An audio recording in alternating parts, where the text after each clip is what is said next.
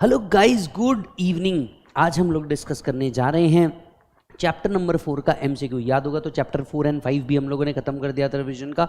Chapter 4 के MCQs को हम लोग उठा लेते हैं। आपके पास ये एमसीक्यू बुक जरूर होगी और अगर नहीं है तो ekatwamacademy.com से आप ले सकते हैं। आइए चैप्टर नंबर 4 के एमसीक्यूज को देखते हैं और इसको विथ लॉजिक समझते हैं। कंसेप्ट हमारा वही रहेगा, कुछ एमसीक्यूज आप करेंगे, कुछ इंपॉर्टेंट एमसीक्यूज को हम लोग क्लास में ले लेंगे। राइट, चलिए स्टार्ट करते हैं फर्स्ट एमसीक्यू से। दीजिए आपका जवाब। In economics the term market refers to.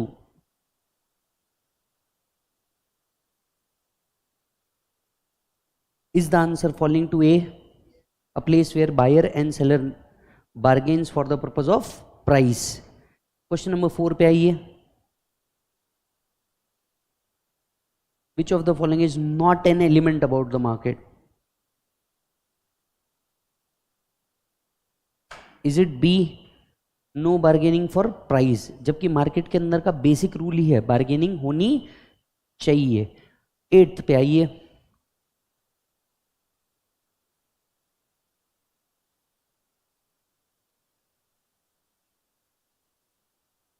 Nature of transaction के बेसिस पे कौन सा मार्केट होता है? I guess cash and forward market ही नेचर और ट्रांजैक्शन के बेसिस पे किया गया मार्केट है। Yes. 9th, which of the commodities are sold in small quantities as called as in the following market? Is it a retail market? Very good.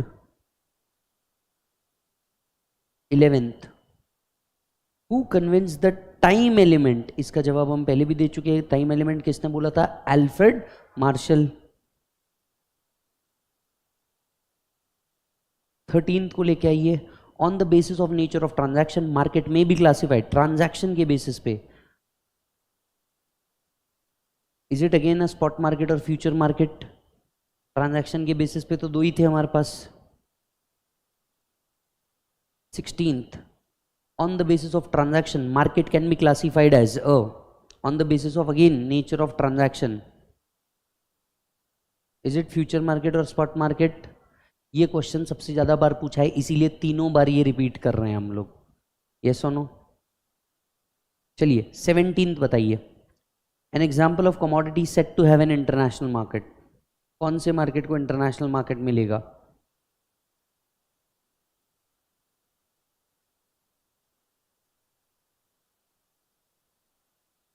Is it be high value and small bulk commodities? देखिए international market में trade होने के लिए उसका quantity ऐसा होना चाहिए कि वो कहीं पे भी ट्रेडेबल हो। अब देखो पेरिशेबल गुड्स है, इंटरनेशनल मार्केट में चलेंगे नहीं, खराब हो जाएंगे। Product whose trading is restricted, वो तो वैसे ही ट्रेड नहीं हो सकते। बल्कि आर्टिकल्स एक जगह से दूसरी जगह जा नहीं सकते, इसीलिए आंसर क्या होना चाहिए? High value and small bulk commodities. 18th भी बता दीजिए। Stock market is an example of regulated market। 21,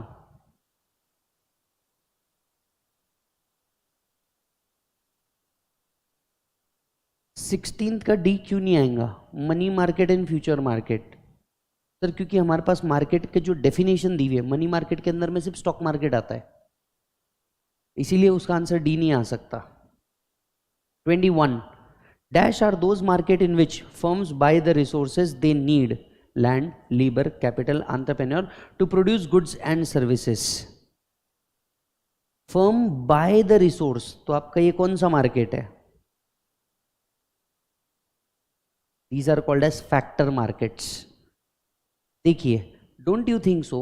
land, labour, capital and entrepreneur are और फैक्टर ऑफ प्रोडक्शन, तो इनका मार्केट कौन सा मार्केट हुआ? Factor market. समझ में आ रहा है क्या boss? Mark this as important. Solve 24 again एक और बार पूछा था यही, रेगुलेटेड मार्केट बोल सकता हूं, ठीक है। 25, perishable goods like butter, egg, milk etcetera are will have a local market only. Everybody? Yes. 29, monopsony means? Monopsony का मतलब तो सेम ही होगा boss. Is there only single buyer, तभी हम उसको मोनोसोनी। सिंगल सेलर होता मोनोपोली बोला जाता है, सिंगल बायर है मतलब मोनोसोनी बोला जाता है। क्लियर है मालिक? 31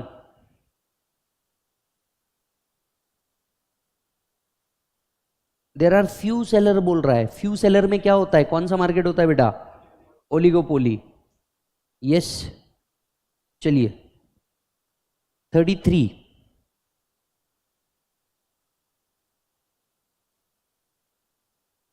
अरे इंपॉर्टेंट है भाई। Average revenue is also called as price. याद कर, एवरेज रेवेन्यू का फॉर्मूला क्या था? Total revenue upon quantity.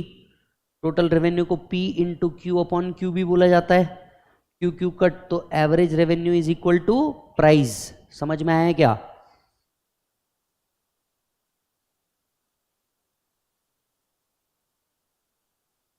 $35 total revenue curve is, total revenue curve is positively sloped.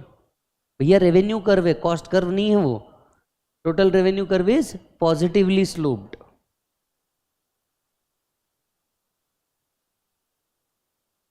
ये भी इजी है। 39 market is important. Total profit are maximized when,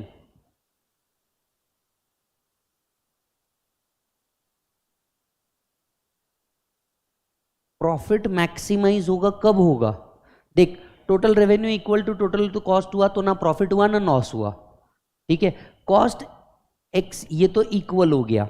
ठीक है, कॉस्ट अगर रेवेन्यू से ऊपर रहा तो ये क्या हो गया? Loss. Total revenue curve and total cost curve are parallel, ये दोनों भी क्या हुए? इक्वल। तो आपका प्रॉफिट तभी होगा when revenue is higher than cost. Are you getting the point? When revenue is higher than cost. 40 when price is 20 quantity demanded is 10, बराबर है? when price is decreased by 5% quantity demand increased by 10%, marginal revenue is, calculate करना पड़ेगा।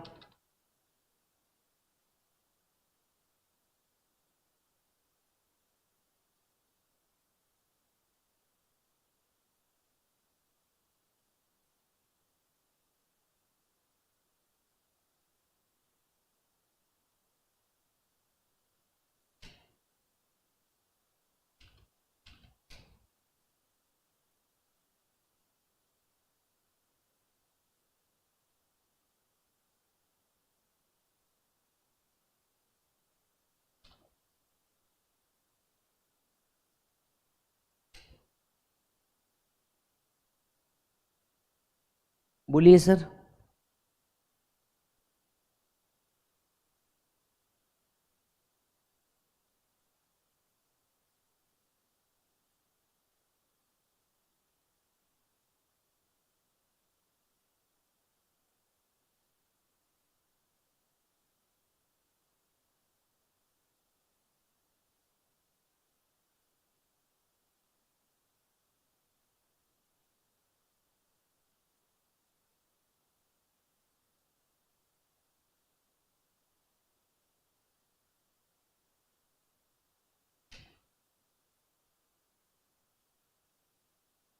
Is your answer coming to 9?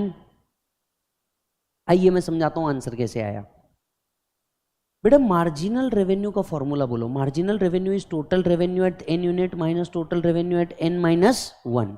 अब बड़े ध्यान से देखना, question इतना प्यारा ब्यूटीफुली ड्राफ्टेड है। प्राइस जब 20 है, क्वांटिटी डिमांडेड 10 है, मतलब याद करो टोटल रेवेन्यू क्या होता है? टोटल रेवेन्यू का मतलब होता है प्राइस इनटू क्वांटिटी। अरे everybody, total revenue is price into quantity.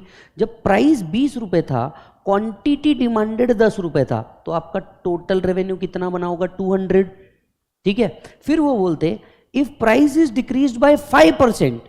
अब अगर 20 माइनस 5% करो, 20 माइनस 5% मतलब आपका प्राइस कितना आ गया होगा? 19।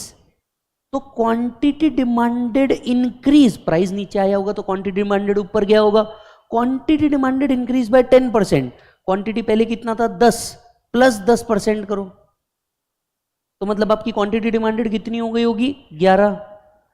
Total revenue at 10 unit minus total revenue at n-1, answer should be 9 C. समझा कैसे आया? चलो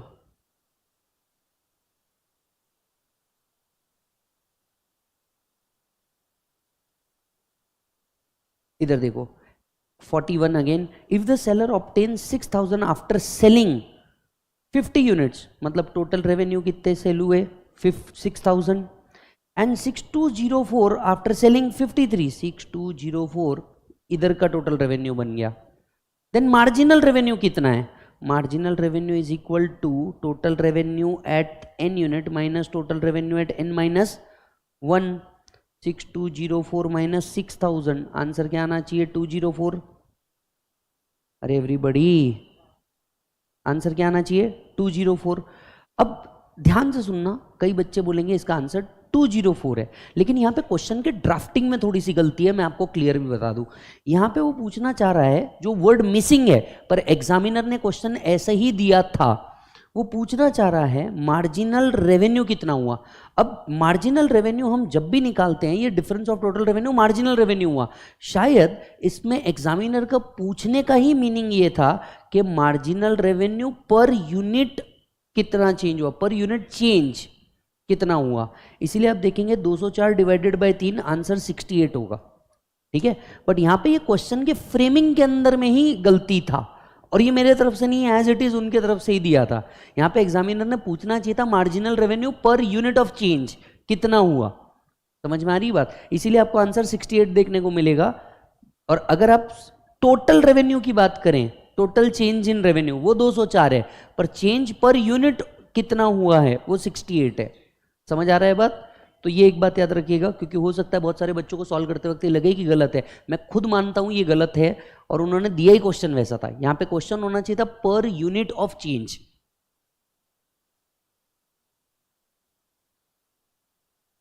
लॉजिकली तो 204 ही आना चाहिए अगर एग्जाम में कुछ आता है तो। यस आइए 44 सॉल्व करते हैं।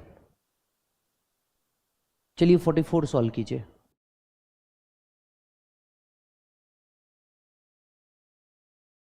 And quantity demanded is 15, and when price is 38, quantity demanded is 16. Based on this information, what is the marginal revenue resulting from increase in output from 15 to 16? I guess बड़ा simple है, 40 into 15 कितना आ रहा है बेटा? ये 600, 38 into 16 ये कितना आ रहा है? 608। कितना आ रहा है? 608 बराबर है ना? तो डिफरेंस कितने का आ रहा है? 8। मार्जिनल रेवेन्यू का फॉर्मूला है total revenue at 10 unit minus total revenue at n-1, 608 minus 600 is the answer 8 बेटा। समझ में आ रहा है कि आंसर कैसे आया दोस्त? ये हो गया 44। चलो 45 सॉल्व करो।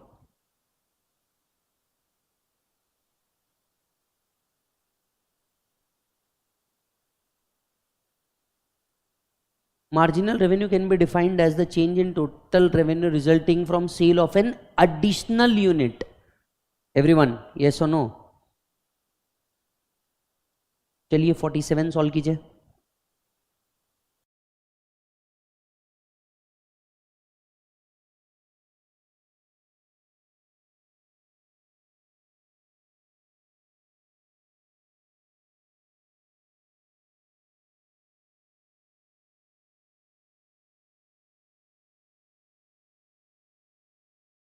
Is the answer 4? बड़ा सिंपल है भैया, जब हम 7 यूनिट प्रोड्यूस कर रहे थे तो टोटल रेवेन्यू कितना था? 42। जब हम 8 यूनिट प्रोड्यूस कर रहे थे तो टोटल रेवेन्यू कितना पहुंच गया? 46। तो अगेन मार्जिनल रेवेन्यू का तो वही फॉर्मूला है ना दोस्त, total revenue at 10 unit minus total revenue at n-1, 46 minus 42 is equal to 4। Answer should be C. Formula याद कर लो, सब हो जाएगा, कोई डरने वाली बात नहीं है। क्वेश्चन देख के डरना है, घबराने है जैसी कोई बात नहीं है। 50. The another name for demand curve is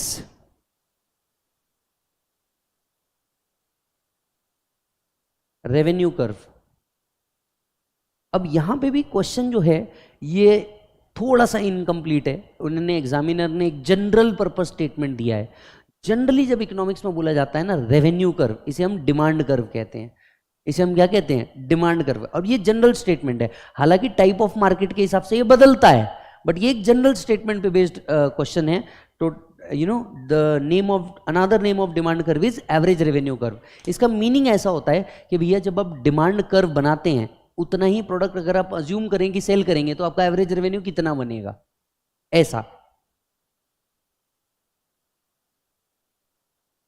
52 पे आइए।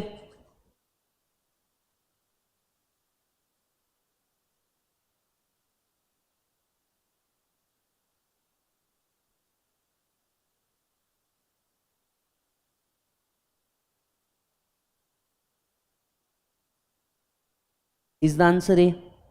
मार्जिनल रेवेन्यू 5th यूनिट पे चाहिए, तो मार्जिनल रेवेन्यू का फॉर्मूला क्या है? Total revenue at n unit minus total revenue at n minus 1।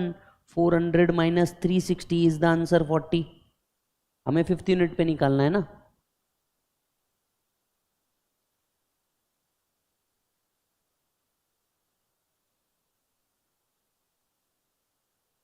ये अगेन सिमिलर टाइप के क्वेश्चन है जो हम करके आए। चलो 57 कर लो और एक प्रैक्टिस कर लो। 58 तो 2 मिनट का जवाब है। Total revenue is equal to price into quantity.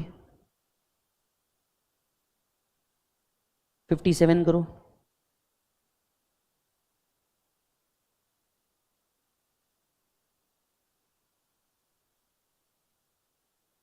वहां पे 8 वर्ड कुछ गलत आया हुआ, उसको कट कर दो।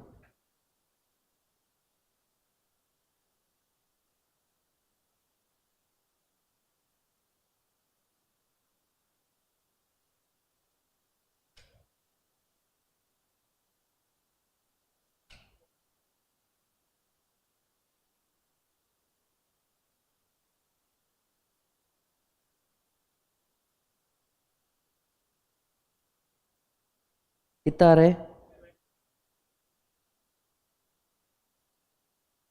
Is the answer 12। अगेन वही फॉर्मूला। देखो जितने भी क्वेश्चन हम सॉल्व करके आए ना, सब क्वेश्चन इसी तरीके से, सिर्फ फिगर बदलते वो लोग, कुछ नहीं। आपने base concept almost marginal revenue के हमने बहुत सारे क्वेश्चन ले लिए, ऑलमोस्ट हर पैटर्न के क्वेश्चन ले लिए। Total revenue at n unit minus total revenue at n minus 1, तो आपका आंसर आता है बेटा 12। 58 भी 2 मिनट में कर लो। Total revenue is equal to price into quantity. Yes, come on. 65 straight. Which of the following expression is correct about marginal revenue?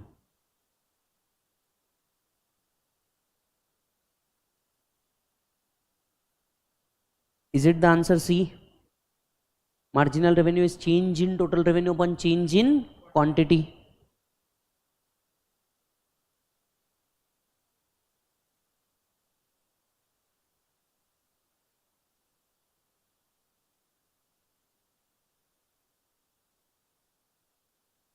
आप ये दो अब आप कट भी कर सकते हैं, ये ओल्ड सिलेबस के अंदर में कवर होता था, तो 66 67 आप कट कर दीजिए। सिमिलर टाइप के क्वेश्चन 70 पे आइए और इसे इंपॉर्टेंट मार्क करिए। विच of the following is correct? अब ये क्वेश्चन काय पे बेस्ड है मैं आपको वो बता देता हूं। इलास्टिसिटी। इलास्टिसिटी का फॉर्मूला था बुक के अंदर में दिया हुआ था, बस वो फॉर्मूला क्या था ये याद कीजिए। Answer is A. Marginal revenue is equal to average revenue E minus 1 upon E. E minus 1 upon ई।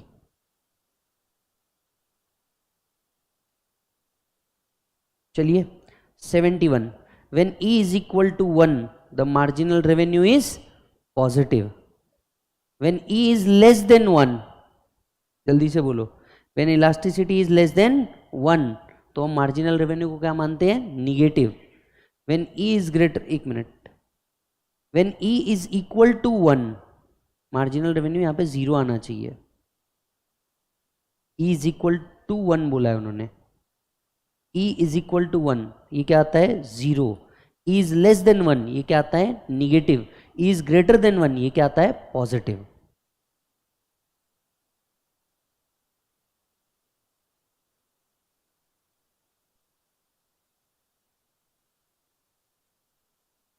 नहीं,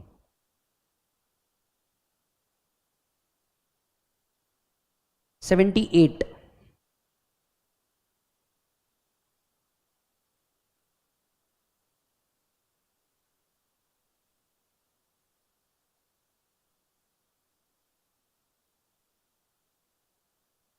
मार्क दिस इज इंपॉर्टेंट, ये आपके मॉड्यूल का भी है, यही क्वेश्चन आपके मॉड्यूल का भी है।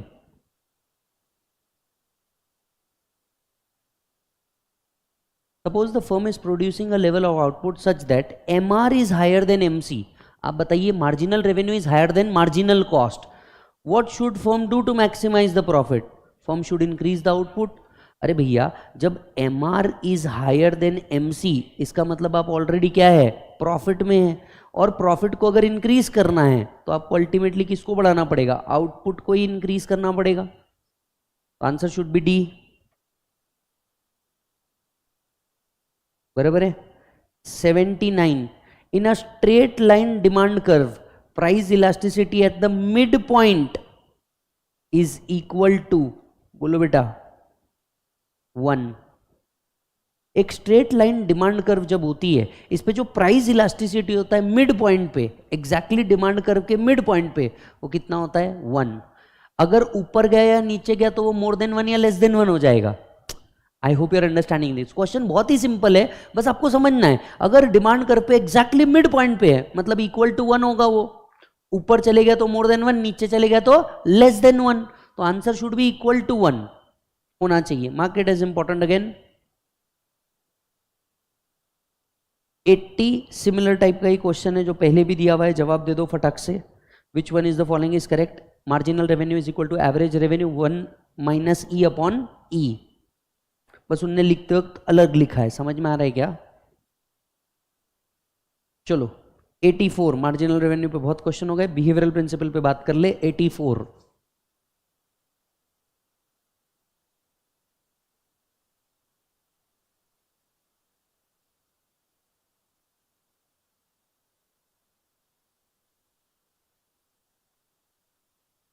Is the answer C? क्योंकि दोनों भी हमारे पास दो ही बिहेवियरल प्रिंसिपल थे। Firm should recover its variable cost, yes और नो। और जब तक कि आपका marginal revenue is higher than marginal cost या इक्वल टू भी मार्जिनल कॉस्ट है, तो आपने तब तक के प्रोड्यूस करना चाहिए। 85 रिपीटेड क्वेश्चन है, 86 87 भी रिपीटेड क्वेश्चन है।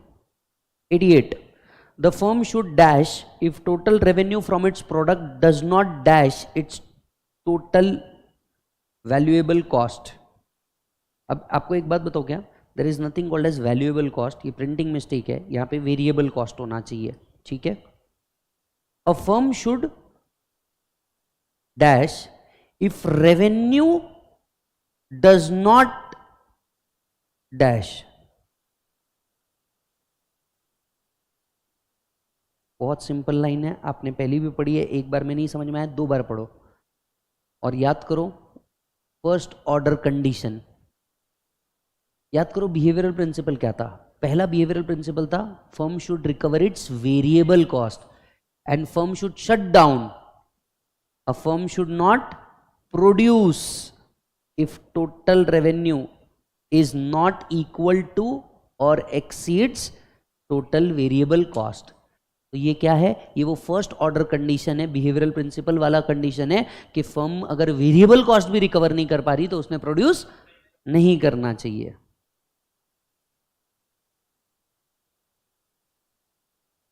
90,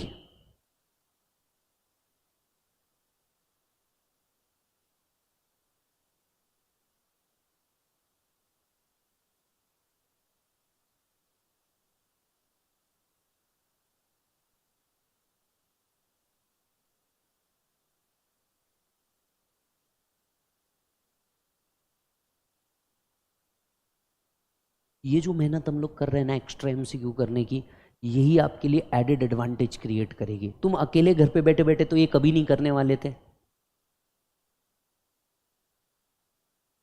as behavioural principle which of the following statement is correct? इनमें से कौन सा स्टेटमेंट बिल्कुल करेक्ट है? पहला, if any unit of production adds more to revenue than to cost, that unit will increase profit. If any unit production, अगर आपका revenue ज्यादा बढ़ा रहा है एज कंपेयर टू कॉस्ट, तो क्या ये आपके ओवरऑल प्रॉफिट को इंक्रीज करेगी? यस, यानी ये लाइन तो करेक्ट है।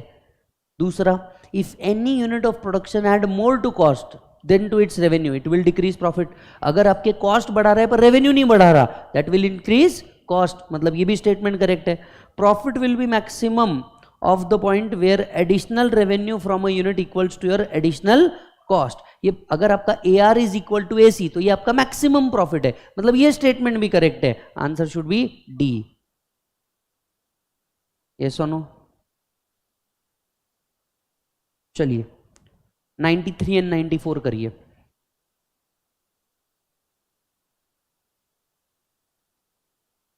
Both demand and supply. 94, when marginal revenue is equal to marginal cost then हम इसे मैक्सिमम प्रॉफिट कहते हैं।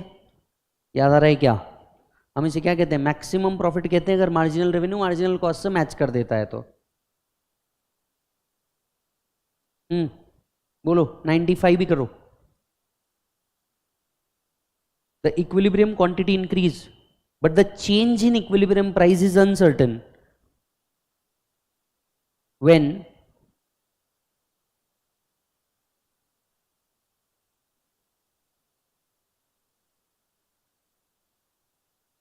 Answer is C, both demand and supply. याद करके देखो, ये कंसेप्ट किसके ऊपर बेस्ड है? Simultaneous change in demand and supply curve. अगर demand and supply curve simultaneously change होते हैं तो ऐसे केस में क्या होता है? इक्विलिब्रियम क्वांटिटी इंक्रीज होती है बट प्राइस डिटरमाइन हो सकता नहीं। तो बाजू में लिखिए simultaneous change in demand oblique supply curve, simultaneous change in demand oblique supply curve।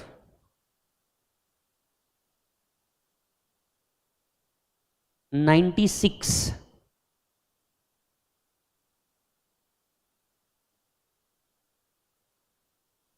बहुत सिंपल क्वेश्चन है। इक्विलिब्रियम मार्केट प्राइस बताओ क्या होगा? Can I say the 4 will be equilibrium market price where quantity demanded is equal to quantity supplied? Yes, 100। With a given supply curve, a decrease in demand causes,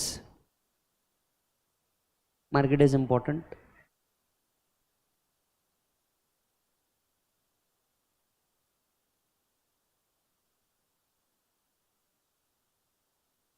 क्या लगता है answer क्या आना चाहिए? A, B, C या D? Sir answer आना चाहिए C। With a given supply curve, a decrease in demand।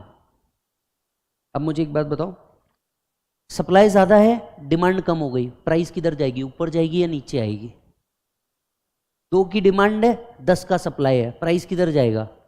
नीचे। So with the given supply curve if the demand decrease, price किधर जाएगी? नीचे। Overall decrease in the price, it will have a overall decrease in the price. देखो, overall decrease in the price and at the same time decrease in the equilibrium quantity. क्यों? पूछो क्यों? क्योंकि demand नीचे जाएगा तो सप्लाई कर्व तो वैसे ही रहेगा लेकिन डिमांड कर्व लेफ्ट में शिफ्ट हो जाएगा। जब डिमांड कर्व लेफ्ट में शिफ्ट हो जाएगा तो there will be decrease in equilibrium quantity, है ना? बाजू में लिखिए, if demand decreases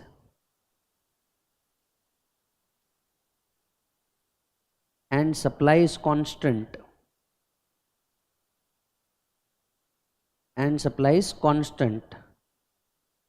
the price goes down and demand curve shift to left causing equilibrium quantity to decrease, causing an equilibrium quantity to decrease।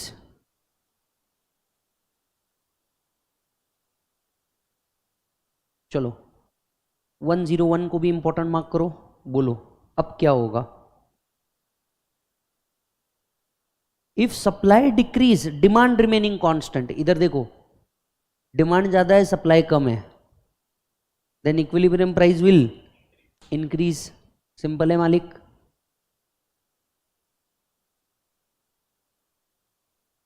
One 08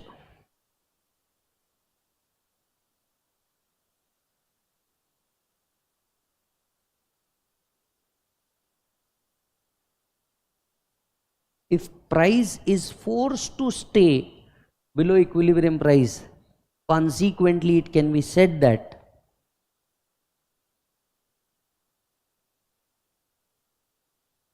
excess demand exists। Concept को वापस पढ़ो।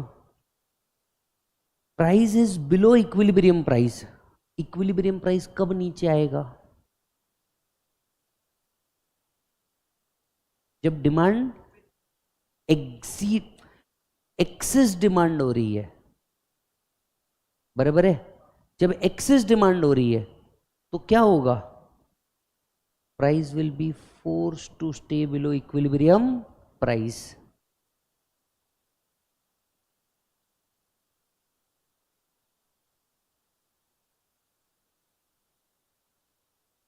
One if supply increase in a greater proportion than demand,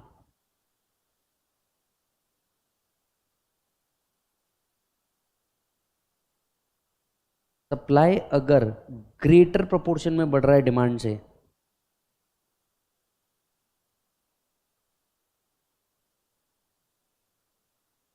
क्या मैं कह सकता हूं the new equilibrium price will be lower than original equilibrium and new equilibrium quantity will be higher. As it is line थी, as it is line थी कहां हमने पढ़ी थी sir? Change in supply curve में। तो शिफ्ट इन सप्लाई कर्व के अंदर की ये लाइन है। आपको ये लाइन थोड़ी सी याद रखनी पड़ेगी क्योंकि वर्ड्स बहुत भारी भारी आ जाते हैं तो आपको वो याद नहीं रहते। बाजू में लिखिए, कंसेप्ट है change in supply curve.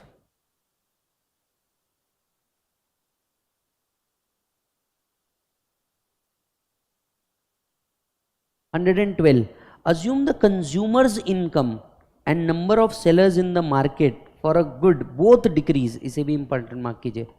Consumer की इनकम भी नीचे जा रही है, number of seller in the market भी नीचे जा रहे हैं। Based upon this information we can conclude with certainty that equilibrium क्या होगा बताइए? Equilibrium quantity will also decrease. अरे जब नंबर ऑफ सेलर ही गिर जाएंगे तो क्वांटिटी कहां से सेम रहेगी? क्वांटिटी नीचे आ जाएगी।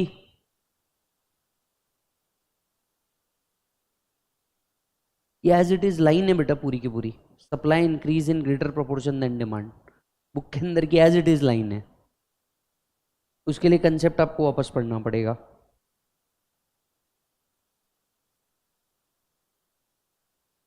इजी है। Come to 120।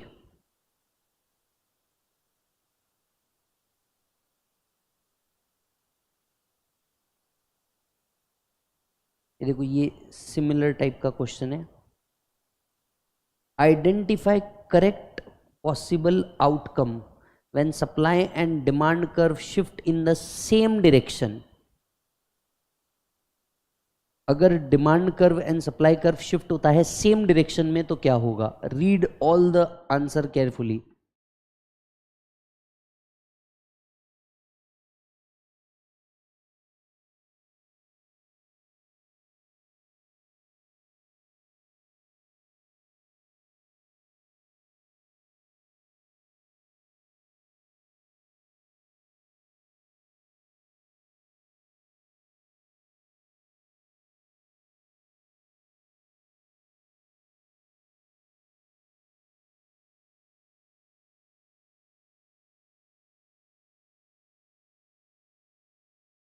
बोलिए सर। सेम लाइन है जो तुमको याद नहीं रह रही है, ये लाइन को याद रखना पड़ेगा। अगर सप्लाई और डिमांड सेम क्वांटिटी में इंक्रीज हो रहे हैं तो प्राइस चेंज नहीं होगा। इधर देखो, इस कंसेप्ट को फिर से एक बार समझ लो। डिमांड 10% से इंक्रीज हुआ, सप्लाई भी 10% से इंक्रीज हुआ। अब मेरे को एक सोच समझ के बताना, प्राइस चेंज होगा क्या? सवाल ही नहीं उठता भैया। डिमांड सी, सप्लाई ज्यादा हो डिमांड कम हो प्राइस नीचे चल जाएगा, डिमांड ज्यादा हो सप्लाई कम हो प्राइस ऊपर चले जाएगा। अब मुझे एक बात बताओ, ये भी 10% से बढ़ा, ये भी 10% से बढ़ा, तो प्राइस तो चेंज हो ही नहीं सकता, पर क्वांटिटी जरूर चेंज हो जाएगी। Answer should B when both demand and supply increase the equilibrium quantity increase but change in the equilibrium price is uncertain, क्योंकि प्राइस तो कुछ भी पहुंच सकता है ना क्वांटिटी इंक्रीज से। ये भी 10% से बढ़ा, ये भी 10% से बढ़ा, प्राइस अनसर्टन रहेगा पर इक्विलिब्रियम क्वांटिटी विल इंक्रीज। 123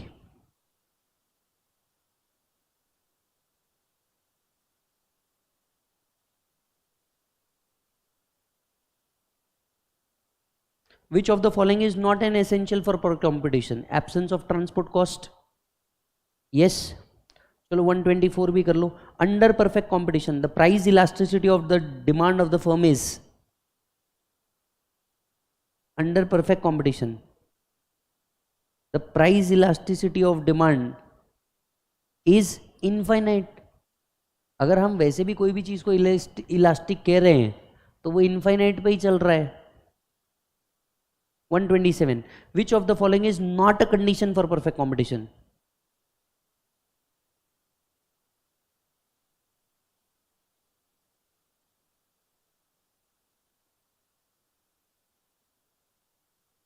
देखो परफेक्ट कंपटीशन में क्या नहीं चाहिए, large number of buyer firm चाहिए, यस। मोबिलिटी चाहिए, yes. Freedom on exit exit चाहिए, यस। सिर्फ इंफॉर्मेटिव एडवर्टीजमेंट, क्योंकि advertisement and selling cost perfect competition में नहीं होती।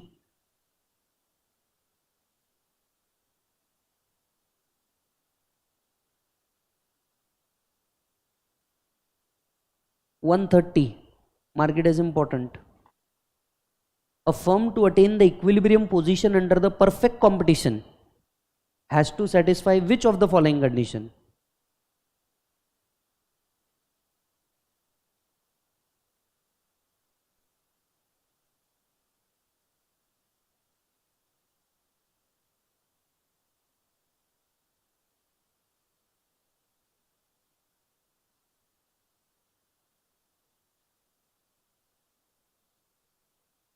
अब अगर आप इसको ध्यान से देखोगे ना, यहां पे सी और डी दोनों ही करेक्ट आंसर है ना।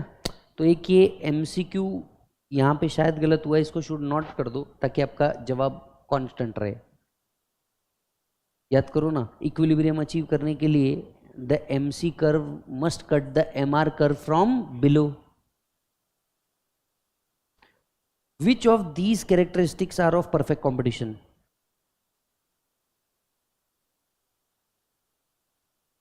Is it all of the above?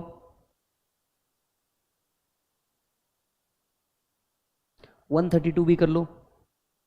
In a market structure, demand curve is also known as, अमन तुमने पहले भी जवाब दिया है, demand curve is also known as average revenue curve. Demand curve is also known as average revenue curve. 136. What is true about a perfect competition?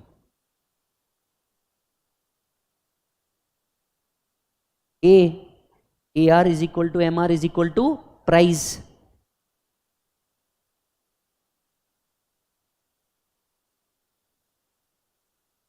(138)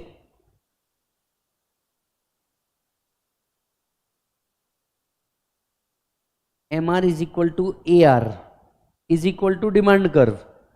ये कौन से feature है perfect competition? 143 the elasticity of demand under the perfect competition is infinite. 144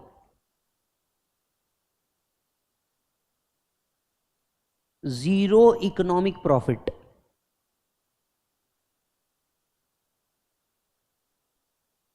आपको कोई profit नहीं हो रहा, इनमें से कौन सी सिचुएशन वो हो सकती है?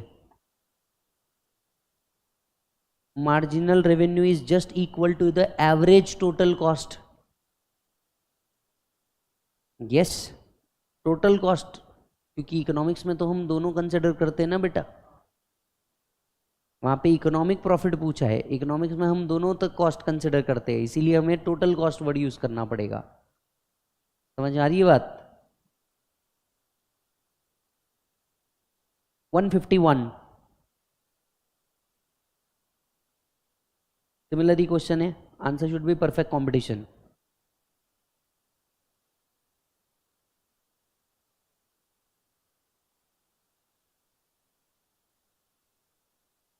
वन फिफ्टी भी देख लो। Under which following form of market structure this firm have no control over the price? Is it perfect competition?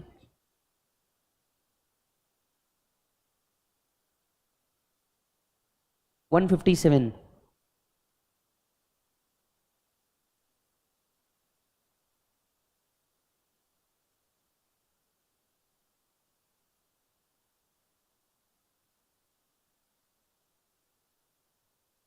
Pure competition का क्या फीचर है? There should be absence of monopoly. Monopoly रहेगी तो competition किधर से हो पाएगा?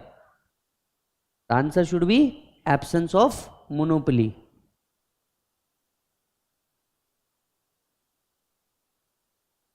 परफेक्ट कंपटीशन की और सारे क्वेश्चन है। 165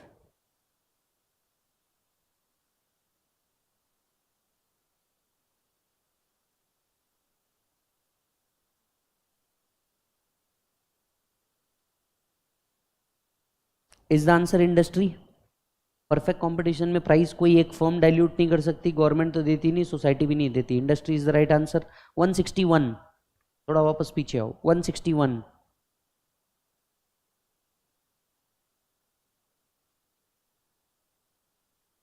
which among the following market situation is also known as a myth in a market?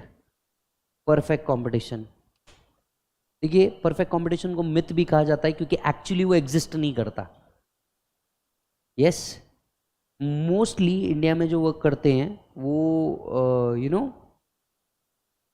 Monopolistic market work करते हैं। 169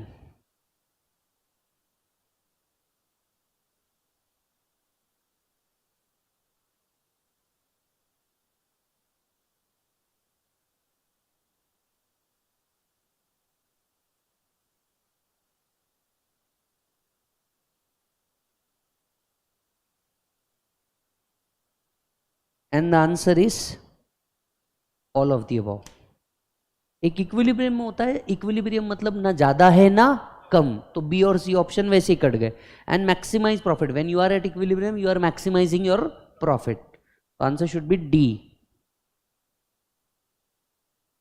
171 which of the following is not a characteristic of a price taker? ये price taker का characteristic नहीं है।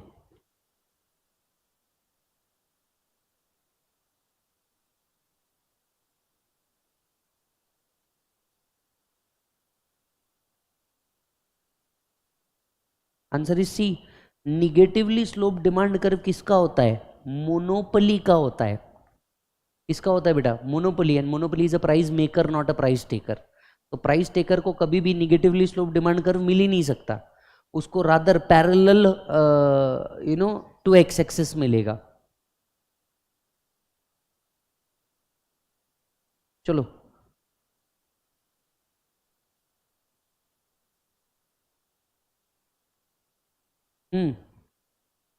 176 what is the shape of perfectly competitive average revenue curve? is it parallel to x axis? अभी यही बात तो कर रहा था मैं। 179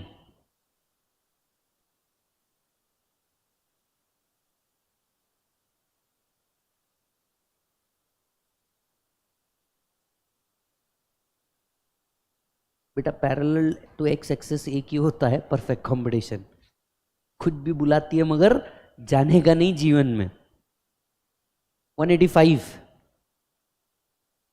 वापस से वही है, parallel to X axis. 189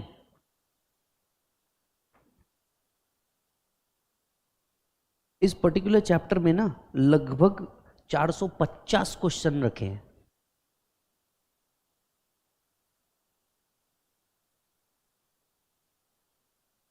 A competitive firm should shut down the production if the price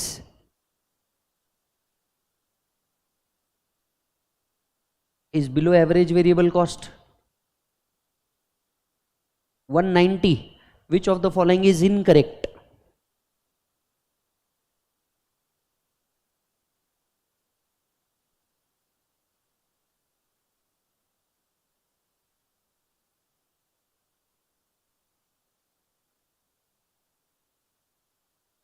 सी। क्यों? प्राइस डिस्क्रिमिनेशन सिर्फ एक ही जन कर सकता है, वो है मोनोपोली। परफेक्ट कंपटीशन में कर ही नहीं सकते। 194।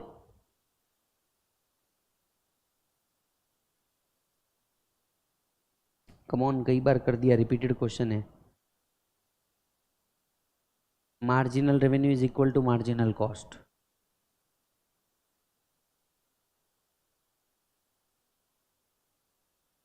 जीवन में। चलो 203। डिमांड कर्व इज हॉरिजॉन्टल, यहाँ पे ION है, होना चाहिए इन द केस ऑफ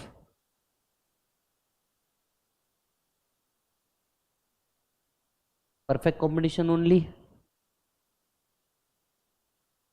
देखो कितने बार एक एक एक एक एक एक सवाल आपसे पूछे गए हैं। 209।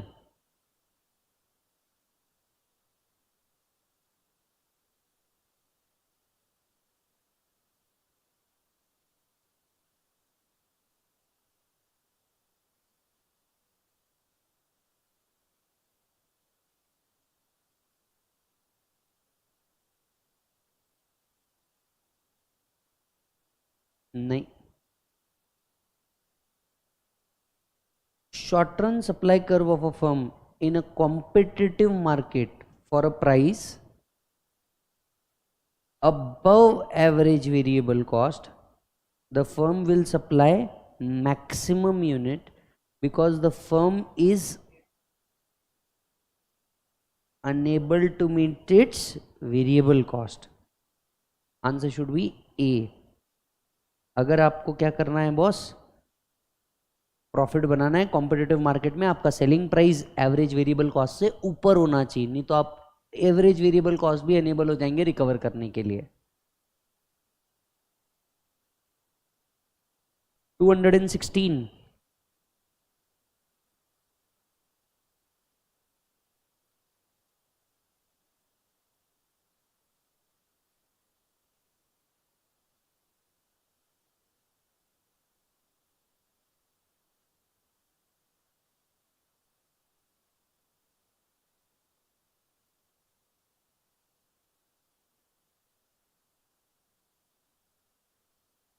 हमारा AR must be higher than AC। जाके देखो सुपर नॉर्मल प्रॉफिट क्या लिखा था अपन ने,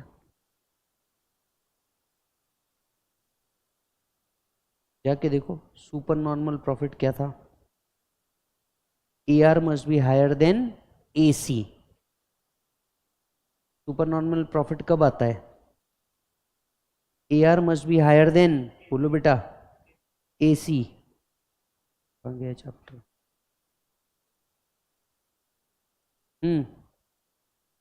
यहाँ पे तो ये ऑप्शन ही नहीं है। कैसे none of the above?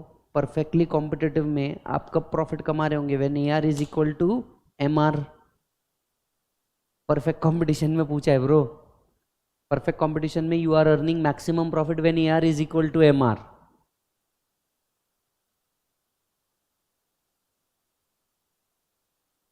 To 24। In which of the market prices are determined by market forces of demand and supply? In which market prices are determined by market forces and demand? Is it perfect competition only?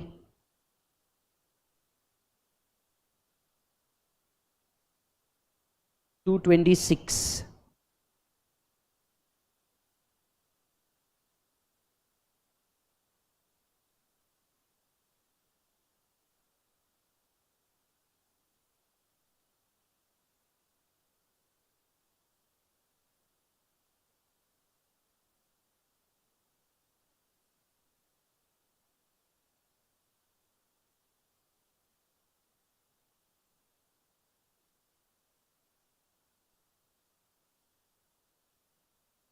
Answer should be C, पहले भी कर चुके हम।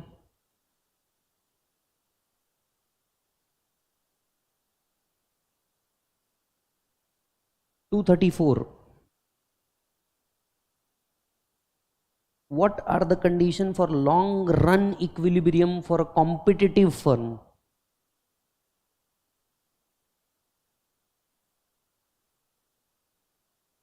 Actually all of these. Marginal cost must be equal to average cost is equal to price. Answer should be all of this.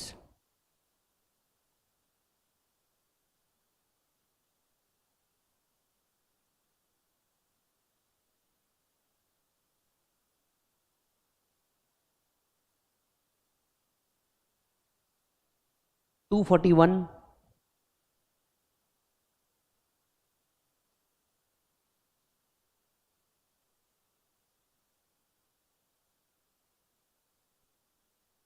Price discrimination can not exist in perfect competition. तो perfect competition के ऊपर दुनिया भर के question है। आइए monopoly पे चलते हैं। 247,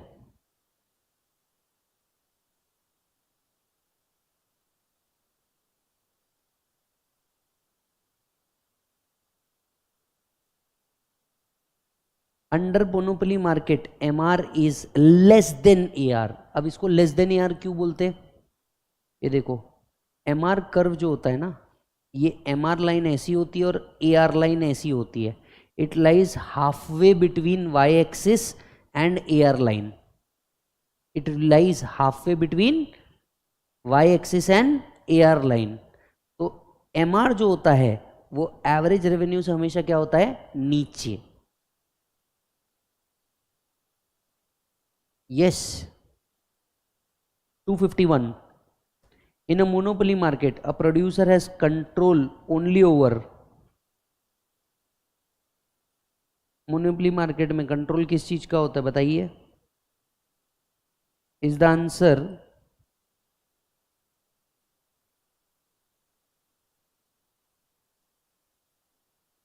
आंसर बोलो जल्दी से। ए। डिमांड पे कैसे कंट्रोल कर सकता है मोनोपोली? वो डिमांड को सप्लाई कर सकता है, उसका कंट्रोल प्राइस पे होता है।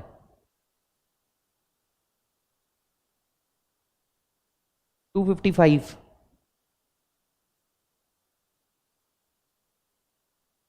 Under monopoly the degree of control over the price is very considerable. 258, which market is having single seller and single buyer? Is it called as bilateral monopoly? 261,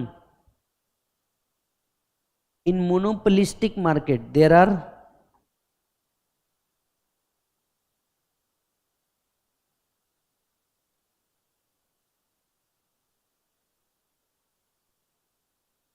strong barrier. वैसे जो question है ना, इसमें monopolist होना चाहिए था, वहां पे लिखते वक्त मोनोपोलिस्टिक कर दिया गया है। The question should be monopolist market, there are strong barrier to entry.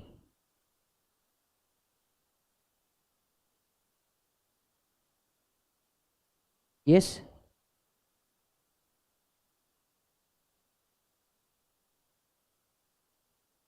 To 65,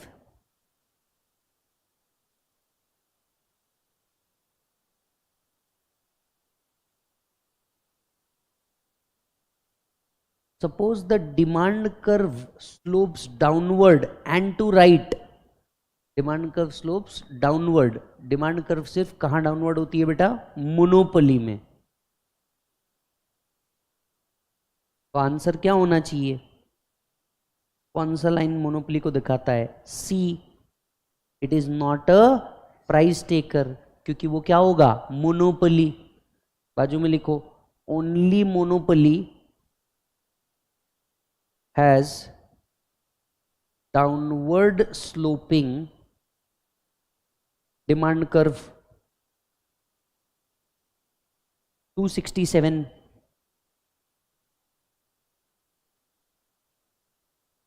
what What is the shape of monopolist average revenue curve?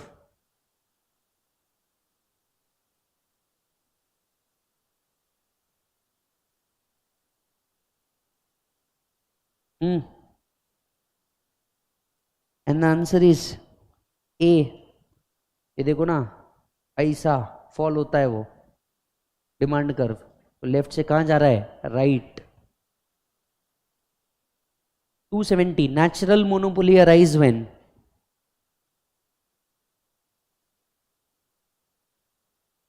there are large economies of scale। आप बहुत बड़े लेवल पे production कर रहे हैं, वैसे ही आपके क्या आ जाएगा, natural monopoly.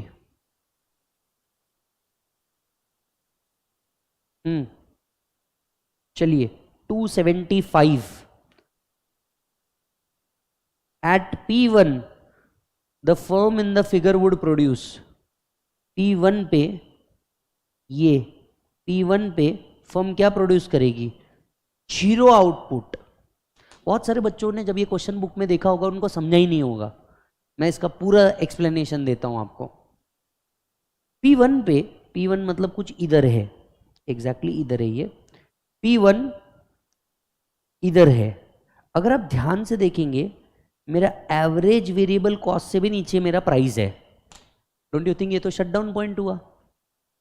If the price is less than we are not able to recover average variable cost also. If we are not able to recover average variable cost also we should not produce. Not produce का मतलब zero output. समझ आ रहा है क्या बात, वहां लिखिए बाजू में, eight P1 price is less than average variable cost।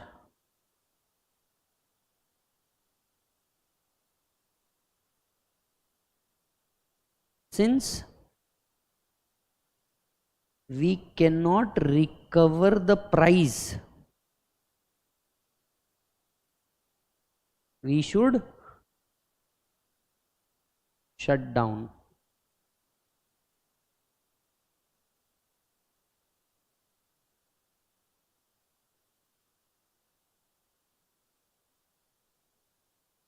Done। 279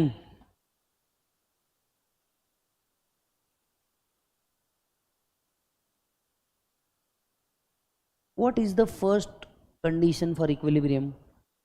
MR must be equal to MC।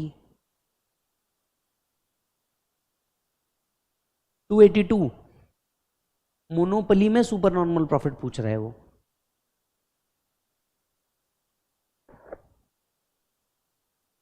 क्या मैं कह सकता हूं when AR is greater than AC आप सुपर नॉर्मल प्रॉफिट जनरेट कर रहे होंगे।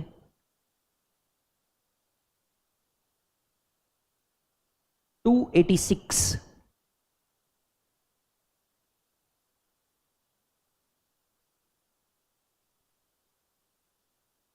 if market price is less than average variable cost,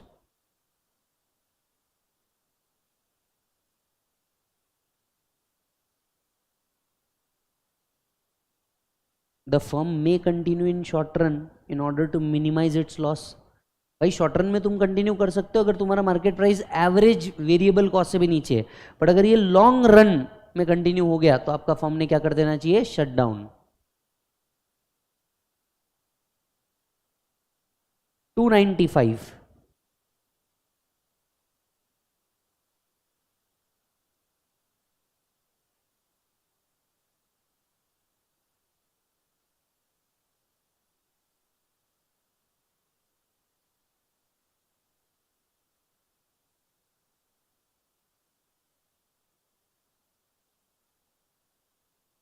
D competitive firm कब से डिस्क्रिमिनेशन करने लग गए, मोनोपोली फर्म डिस्क्रिमिनेशन करते हैं।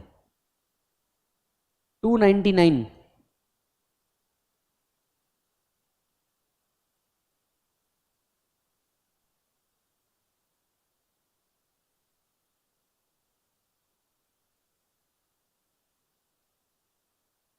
for price discrimination the elasticity of demand in two market must be different।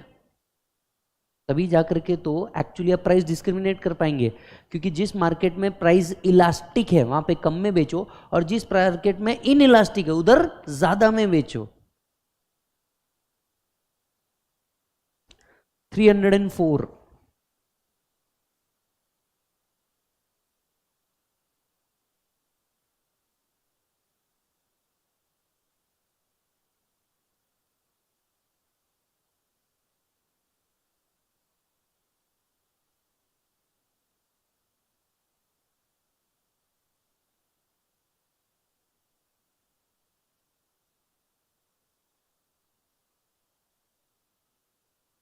Product differentiation का मतलब क्या होता है?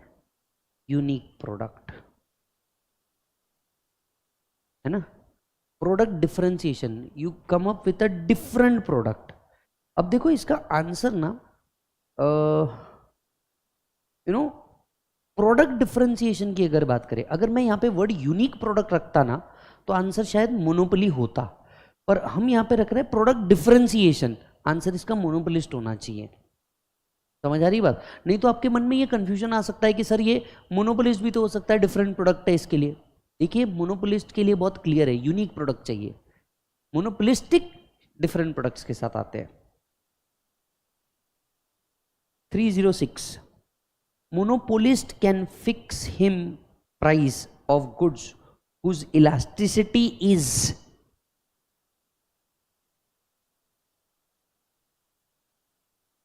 less than 1. जहां पे इलास्टिसिटी ज्यादा है वहां पे वो प्राइस क्या कर सकता है? Fix. Monopolist can fix him price of goods whose elasticity is less than 1.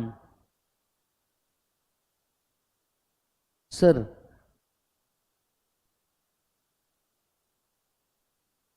$312. Competitive firm in the long run can earn only normal profit. 317. Combination of monopoly market and monosony market is called as, बोलो जल्दी से, bilateral monopoly.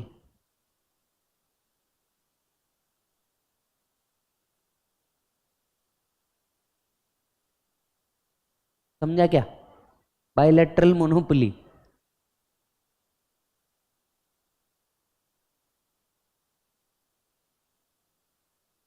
Which of the following is not a characteristic of perfect competitive market?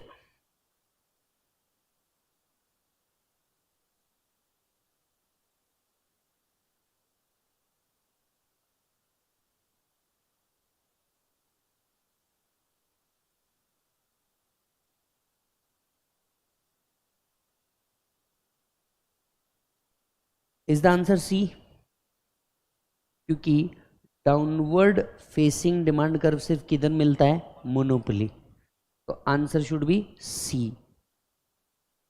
322.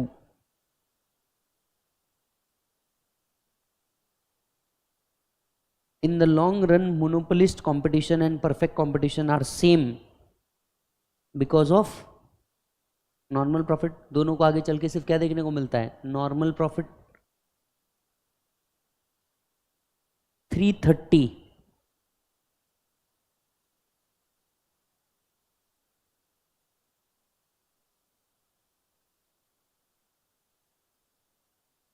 It is a simple example of price discrimination, everyone.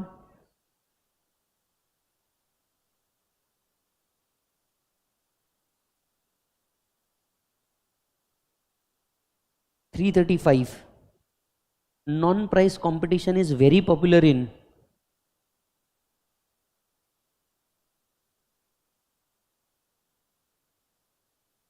monopolistic market, because monopolistic market की एक line है, the firm compete on a non-price competition. They incur huge expenses on advertisements. 338. Downward sloping and comparatively more elastic demand curve is found in monopoly.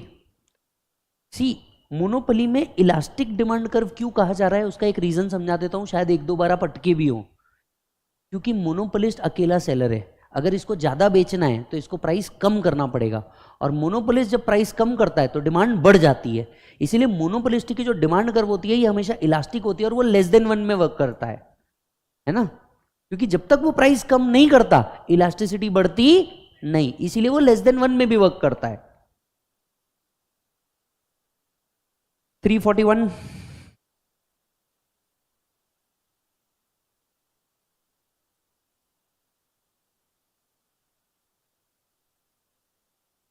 Monopolistic competition, long run में बहुत सारे लोग आ जाते हैं इसलिए प्रॉफिट नॉर्मल प्रॉफिट हो जाता है। 347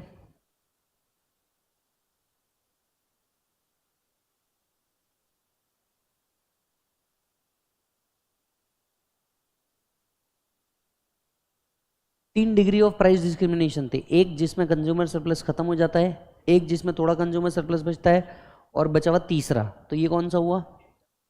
third degree of price discrimination.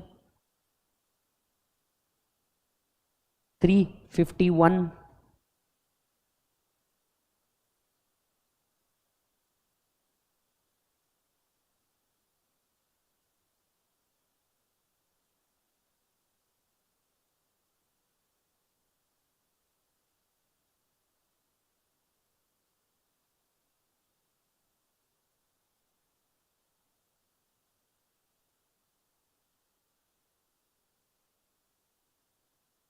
Which of the following statement is incorrect? Is it C? क्योंकि परफेक्ट कंपटीशन में प्रोडक्ट कैसे चाहिए? Homogeneous. 358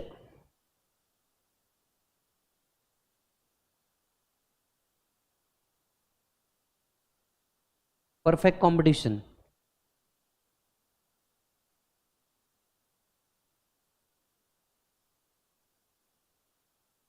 363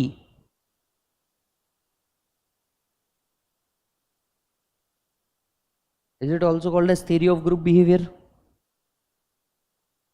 364 if a firm in the toothpaste industry, ये क्वेश्चन मॉड्यूल में भी है, if a firm in toothpaste industry have following market share, which market structure? अगर आप देखेंगे टूथपेस्ट के अंदर में सिर्फ इतने ही लोग हैं, कैन आई से few sellers and many buyers? कौन सा मार्केट हो गया बोलो? Oligopoly. 366 a firm in the oligopoly is likely to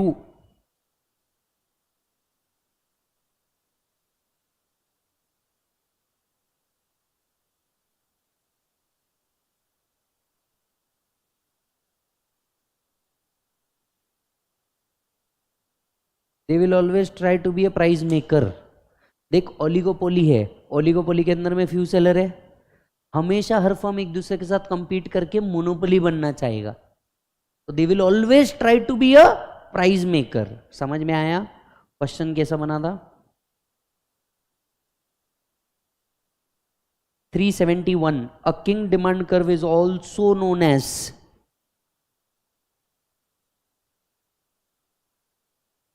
स्वीजी model. पूछो क्यों? इसके ऑर्थर का नाम था पॉल स्वीजी। इसके ऑर्थर का नाम क्या था? Paul Sweezy. चलिए 376 कोल्ड ड्रिंक इंडस्ट्री, ये मॉड्यूल में भी है, the structure of cold drink industry in India is best described as, is it oligopoly? अरे भाई इंडिया में कोला बेचते ही कितने लोग हैं, या तो कोला या तो पेप्सी, बहुत हो गया तो कैंपा। Oligopoly. 377 kinked demand curve hypothesis is designed to explain,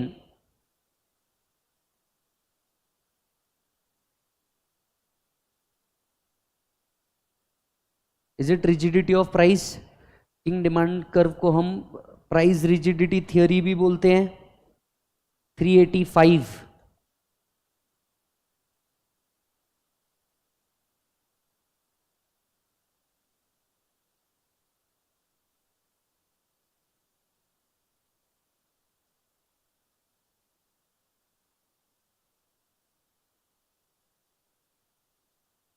and the answer would be B। No need of any explanation. Yes, चलो जी, बहुत जल्द ये चैप्टर हम खत्म करने आ रहे हैं। Just give me a moment.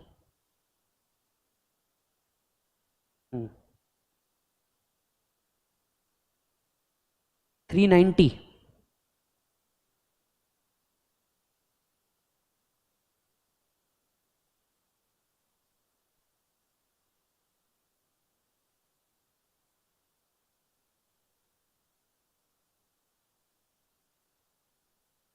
When the industry is dominated by one large firm, it is called as partial oligopoly. For example, pizza market in India is largely dominated by Domino's, इसीलिए इसे partial oligopoly भी कहा जाता है।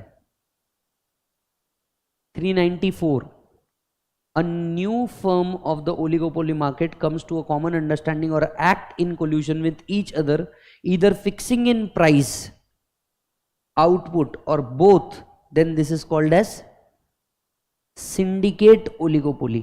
अगर सब लोग मिल करके काम करते हैं एक साथ, फ्यू सेलर्स है और वो भी अगर मिल के काम करे तो वो क्या चलाते हैं? Syndicate oligopoly. अपने ओलिगोपोली लिखा है ना, उसके नीचे नोट्स में टाइप ऑफ ओलिगोपोली लिखा है, वहां पे है सीधा। अच्छा, ये अब कट कर सकते हो आप। 403 ये सब आने भी नहीं वाले अब, ये पुराने इसमें होते थे। 401 पे आओ। Pure oligopoly is based on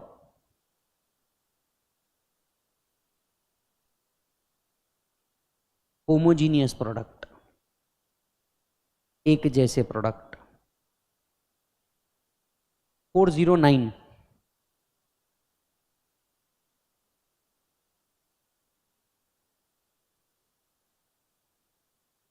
बहुत सिंपल है। Answer is A. Oligopoly firm has to behave strategically when it makes a decision about its price. Why? Because oligopoly firm interdependence पे वर्क करते हैं। आपने प्राइस चेंज किया, हो सकता है कॉम्पिटिटर चेंज ना करे। 412. According to Pigou, the first degree of price discrimination is price charge to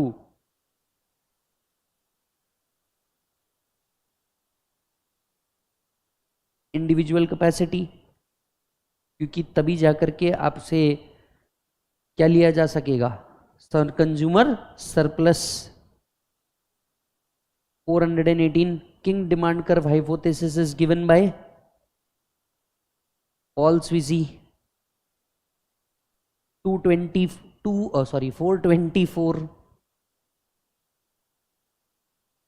in oligopoly, the kink on the demand curve is more due to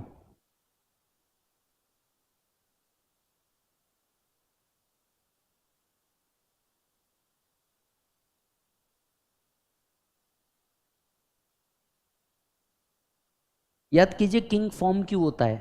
king form इसलिए होता है कि आपने प्राइस बढ़ाया, अदर नहीं बढ़ाएगा, और आपने कम किया, अदर जरूर कम करेगा।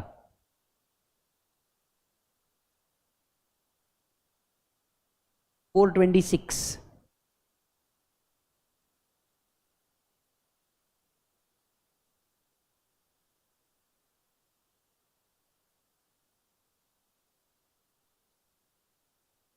ओलिगोपोली, चार ही फर्म दिख रहे पूरे मार्केट के अंदर में।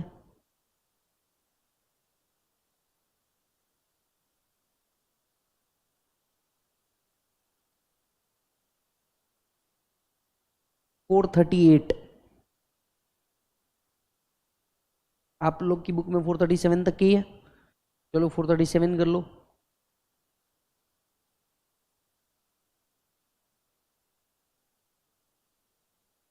Is the answer both? 437 MCQ and I think we have solved more than 100 आराम से, है ना? Almost touch the hold topic. Yes, आज आपकी जिम्मेदारी है, घर पे जाइए चैप्टर नंबर 4 के बचे हुए MCQ पूरे के पूरे डन कर दीजिए। यस और नो? तो हमने हमारा कमिटमेंट पूरा करा है सर। अगले वीडियो के अंदर में आपको मिलेगा चैप्टर नंबर 5 का MCQ, और फिर हमारा एक ही चैप्टर बच जाएगा। मतलब आपका इस वीक मोस्टली 3 to 4 डेज के अंदर में पूरा इको का जो मेरा वादा था आपसे, along with 1800 MCQ her topic के आएंगे वो हम पूरा कर रहे हैं। All the best.